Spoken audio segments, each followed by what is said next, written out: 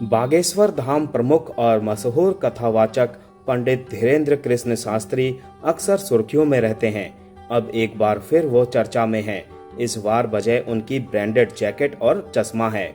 विदेश यात्रा के दौरान धीरेन्द्र कृष्ण शास्त्री ने 60,000 की जैकेट और गुच्ची का चश्मा पहना, जिसे लेकर उन्हें ट्रोल किया जा रहा है। अब जवाब देते हुए बागेश्वर धाम सरकार ने बॉलीवुड पर निशाना साधा है। धीरेन्द्र शास्त्री इन दिनों फिजी में हनुमंत कथा कर रहे हैं। ट्रोलिंग की खबरें उन तक पहुंची तो उन्होंने सफाई देते हुए कहा कि ऑस्ट्रेलिया में बहुत ठंड थी। एक दीक्षा ले चुकी बच्ची ने मुझे जैकेट दी, जिसकी कीमत करीब 60-65 हजार रुपए रही होगी। वो किसी बड़े ब्रांड की थी।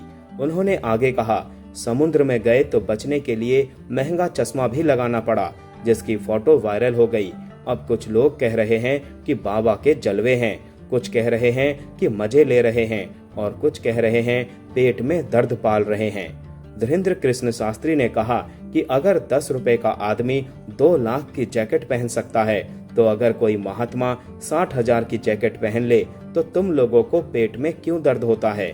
आगे उन्होंने कहा, हमने खरीदी नहीं, हमें चेलों ने दी, और अगर तुम्हें इतनी ही तकलीफ है तो अगली बार 1,20,000 की पहनूंगा। तुम वीडियो बनाते रहो।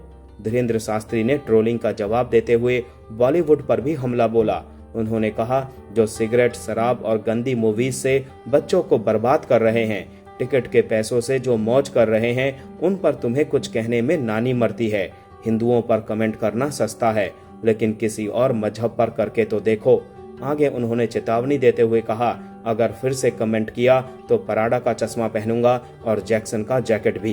धीरेन्द्र कृष्ण शास्त्री ने आगे कहा, हमें शौक नहीं, लेकिन कोई भेंट देता है तो हम मना नहीं करते। हम हिंदुओं के लिए जीते हैं। तुम्हें दिक्कत है तो तुम्हारा दुर्भाग्य।